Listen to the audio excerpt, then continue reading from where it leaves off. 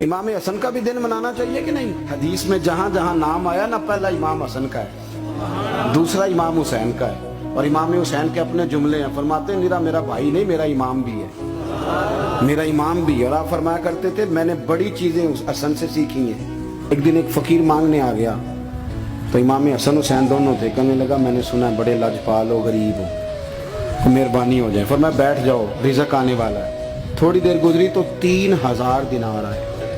3000 दिनार आए इमाम हसन और हुसैन के पास। फकीर बैठा है। फकीर कहता है मेरे दिल में ख्याल था कि 5-10 दे दें तो मेरी मौज बन जाएगी, पर मुझे नहीं पता था कि इतने सखी घराने के पास आया। 5-10 दे दें तो मौज बन गई। कहते इमाम हसन ने 3000 दिनार मेरी हथेली पे रखे और मेरा माथा चूम के कहने लगे यार मेरा तो ख्याल था कि तेरे इंतजार पर तुझे कुछ मिलेगा, पर ये रख ले। मुझे पता होता कि तुझे इतना मिलना है तो मैं तुझे इंतजार ना कराता।